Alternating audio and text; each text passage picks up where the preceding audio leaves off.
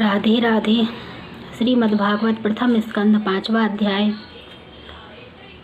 नारद मुनि का वेदव्यास को यह बात समझाना कि तुम हरि चरित्र का एक पुराण बनाओ और व्यास जी से अपने पिछले जन्म का हाल कहना। नारद मुनि ने व्यास जी को चिंता में देखकर कहा कि इस समय है तुम बड़े सोच में दिखाई देते हो। जिस तरह किसी मनुष्य को कोई कठिन कार्य आन पड़े और वह यह बात उससे ना हो सके तो हार मानकर उसकी चिंता करे, सो तुमने एक वेद के 4 वेद बनाकर महाभारत व 17 पुराण तैयार किए, तिस पर भी तुम्हारा बोध नहीं हुआ।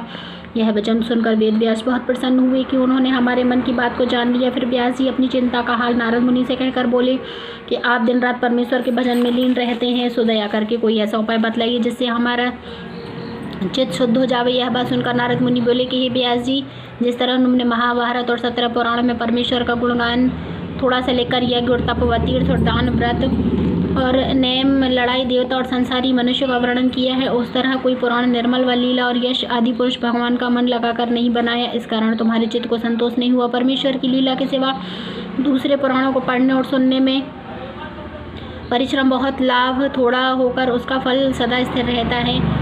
सो सुख थोड़े दिन भोगकर फिर जन्म लेना पड़ता है और श्री परमेश्वर की कथा में चित्त लग जाने से जितना फल व सुख प्राप्त होता है वह हाल वर्णन नहीं हो सकता। जिन लोगों को संसार में अनेक तरह के डर व दुख लगे रहते हैं वह सब वज्र रूपी हरि कथा सुनने और पढ़ने से छूट जाते हैं। इसलिए जिस तरह पुराण और भजन में परमेश्वर की लीला और नाम लिखा हो उसी को उत्तम समझना चाहिए। जिस तरह नौका इच्छा पूर्वक पवन चलने से अपने स्थान पर जल्दी पहुंचती है, उसी तरह संसारी मनुष्य परमेश्वर का भजन व स्मरण करने से संसार में मनवांछित फल पाकर अपने मरने उपरांत भवसागर पार उतर जाते हैं। जैसा सुख सागर भगवत जन व हरि चरणों में ध्यान लगाने से प्राप्त होता है, वैसा आनंद इंद्र और कुबेर आदि देवताओं को भी नहीं मिलता। इसलिए मनुष्य को उचित है कि अपने मन में संतोष रखकर किसी प्रयोजन के बिना परमेश्वर का भजन व स्मरण किया करें। संसार में सब तरह का सुख व दुख पिछले जन्म के कर्मों से प्राप्त होकर हरि भजन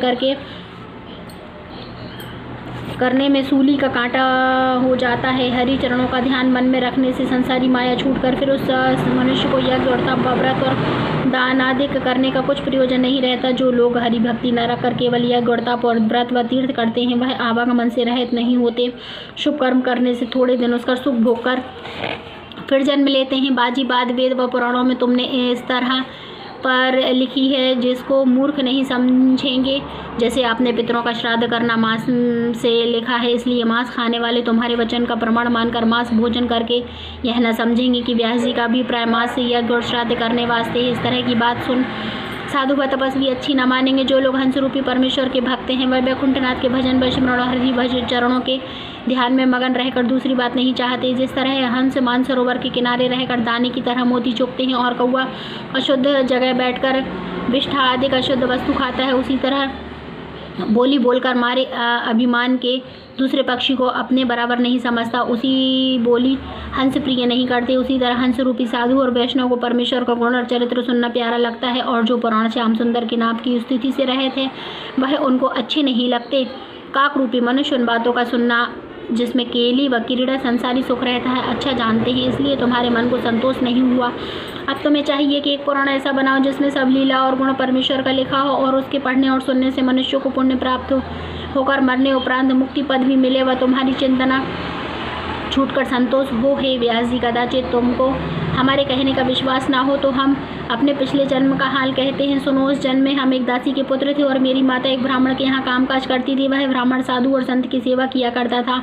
सो बरसात के दिनों में उस ब्राह्मण के स्थान पर साधु लोग आनकर टिके और उस ब्राह्मण के साधुओं ने नौका और बर्तन करने के वास्ते हमारी माता को रख दिया। मैं भी बालक होने से अपनी माता के साथ उन साधुओं के आश्रम पर रहकर 8 पहर उनका दर्शन किया करता था। जिस समय साधु लोग आपस में बैठकर परमेश्वर की कथा और वार्ता करते तो उस समय मैं भी उनके पास बैठा रहता था और मुझ बालक के ज्ञान को वह सब बातें कथा की प्यारी लगती थी, इसलिए मैं बड़े प्रेम से उनको सुनता था। साधु लोग भोजन करने जो अपना अपना जूठन मुझको अपने हाथ से देते थे उसको मैं बड़े प्रेम से खाता था। जब वह साधु बरसात भी थी अपने अपने स्थान को जाने लगे तब मैं बहुत रोया और मुझको यह इच्छा हुई कि मैं भी उनके साथ जाऊं। जब उन्होंने मेरे ऊपर कृपा करके कहा कि हम तुम्हें मंत्र पढ़ाए देते हैं जिसको तू जपा कर, फिर वह लोग मुझे 12 अक्षर का मंत्र देकर अपने स्थान को चले गए। मैं उस मंत्र को जप कर उन साधुओं की आज्ञा प्रमाण श्री कृष्ण और बलराम और प्रद्युम्न और अनिरुद्ध के चरणों का ध्यान करने लगा। जब उन साधुओं का जूठन खाने और मंत्र जपने के प्रताप से मुझे ज्ञान उत्पन्न हुआ तब मन में यह विचार किया कि मैं वन में जाकर परमेश्वर का भजन करूं।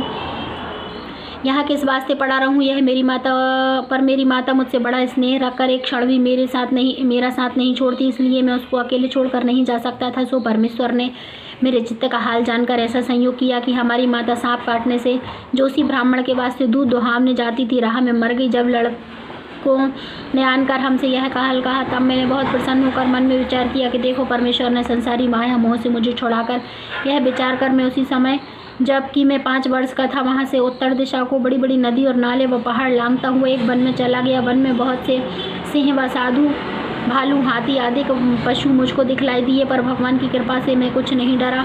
मेरा ध्यान परमेश्वर के चरणों में लगा था, इससे मुझे कुछ भूख और प्यास भी नहीं लगी। जब मैं बहुत दूर एक वन में जहाँ मनुष्य अधिक का आवागमन नहीं था पहुँचा, वहाँ एक पीपल का वृक्ष नदी किनारे देखा।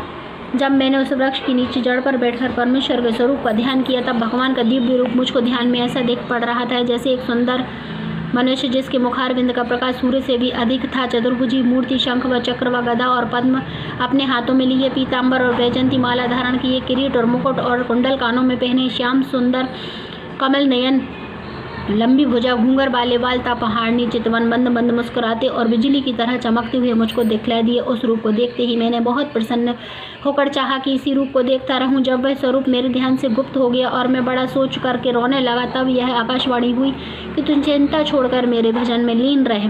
तेरे मन में अधिक प्रीति उत्पन्न होने के वास्ते हमने एक बेर अपना दर्शन तुझे दिया है, दूसरे जन्म में फिर हमारा दर्शन पावेगा और तू मेरे निज भक्तों में होकर मेरी कृपा से तुझको अपने पिछले जन्मों का वृतांत याद रहेगा। इति श्री 1 स्कंद 5वां अध्याय समाप्त।